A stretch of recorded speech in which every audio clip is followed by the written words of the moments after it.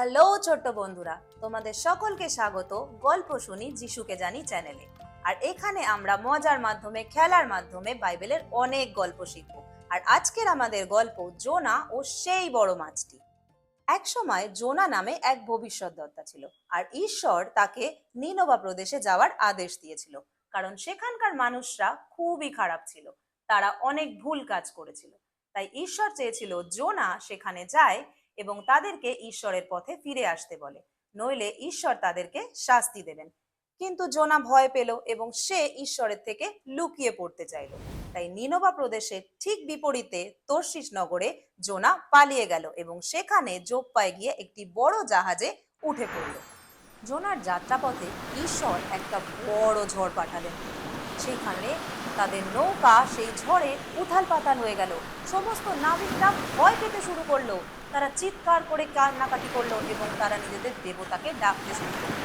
জাহাজের অধ্যক্ষ সেই সময় জোনার এবং দেখতে পেল জোনা ঘুমাচ্ছে। সে জোনাকে বলল, তুমি ঘুমাচ্ছ কেন? তুমি তোমার ঈশ্বরকে ডাকো এবং আমাদেরকে নিরাপত্তা দিতে বলো। সেই সময় নাবিকরা তাস খেলার মাধ্যমে জানার চেষ্টা করছিল এই বড় ঝড়ের কারণ কি, এবং তারা সিদ্ধান্ত নিল জোনাই তাদের বিপদের কারণ। তারা জোনাকে চিৎকার করে বলল, তুমি আমাদের বিপদে কেন ফেললে? আমি একজন ইহুদি। আমি স্বর্গের ঈশ্বরের উপাসনা করি। তিনি আমাকে একটি কাজ করতে বলেছিলেন, যা আমি করিনি। আমার ঈশ্বর এই সমস্ত পৃথিবী, এই সমস্ত সাগরের সৃষ্টিকর্তা। তোমরা আমাকে জলে ফেলে দাও, তাহলে এই সাগর, এই ঝড় শান্ত হবে। নাবিকরা জোনার কথা মতো সমুদ্রের জলে ফেলে দিল। সাথে সাথে সমস্ত ঝড় থেমে গেল এবং সমুদ্রের জল কাঁচের মতো স্থির হয়ে গেল। জোনা জলে পড়ে যাওয়ার পরে কি কি দেখতে পেল? ছোট্ট বন্ধুরা, তোমরা কি কি দেখতে পাচ্ছ জলের মধ্যে? জোনা সেখানে দেখলো একটা কাঁকড়া। জোনা সেখানে আর কি দেখতে পেয়েছিল? একটা বড় তিমি মাছ।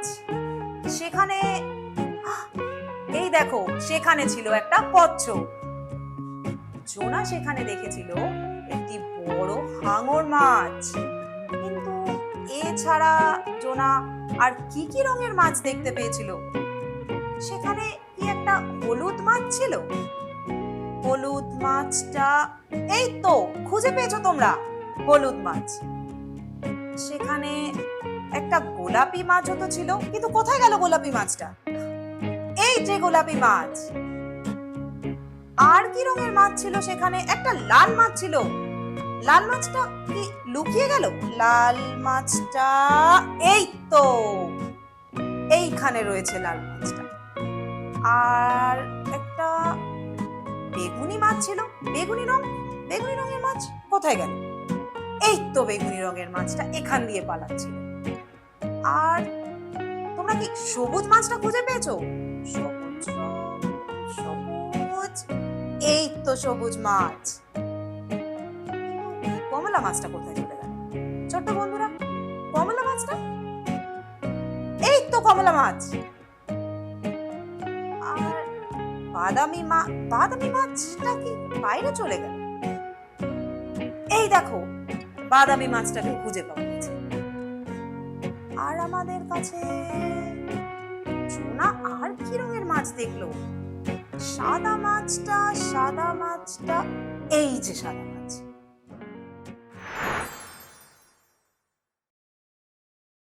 এরপর ঈশ্বর একটা বড় তিমি মাছ পাঠালো এবং সে এসে জোনাকে গিলে ফেলল। তিমি মাছের পেটে থাকাকালীন 3 দিন 3 রাত্রি জোনা ঈশ্বরের কাছে প্রার্থনা করল। পর ঈশ্বর জোনার প্রার্থনা শুনল এবং জোনাও ঈশ্বরকে গরিমা ও প্রশংসা দিল এবং তাকে বলল সে ঈশ্বরের সমস্ত কথা শুনবে। ঠিক সেই সময় বড় তিমি মাছটি জোনাকে জমিতে ছুঁড়ে ফেলে দিল। জোনা ঈশ্বরকে দেওয়া কথা মতো নিনবা প্রদেশে গেল এবং সেখানকার মানুষদেরকে তাদের করা ভুলের জন্য ঈশ্বরের কাছে ক্ষমা চাইতে বলল। নিনবা প্রদেশের রাজা সেই সময় আদেশ জারি করলেন তারা যেন খাবার ও পানীয় সমস্ত কিছু বন্ধ করে দেয় এবং উপবাস প্রার্থনার মাধ্যমে ঈশ্বরের কাছে ক্ষমা চায়। ঈশ্বর তাদের প্রার্থনায় সন্তুষ্ট হলেন এবং তাদেরকে কোনো শাস্তি দিলেন না। ঈশ্বর নিনবা প্রদেশের সকল মানুষকে ক্ষমা করলেন।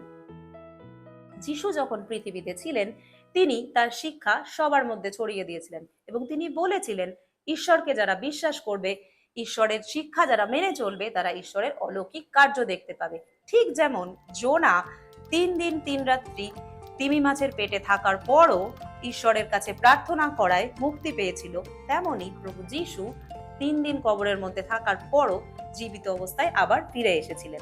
তাই তিনি আমাদের প্রতিশ্রুতি দিয়েছিলেন যারা ঈশ্বরের বাধ্য থাকবে তারা ঈশ্বরের সাথে স্বর্গে একসঙ্গে বসবে। ধন্যবাদ ছোট বন্ধুরা এতক্ষণ ভিডিওটি দেখার জন্য। আরো বাইবেলের গল্প জানার জন্য, দেখার জন্য আমাদের চ্যানেলটি লাইক ও সাবস্ক্রাইব করে দিন। ধন্যবাদ।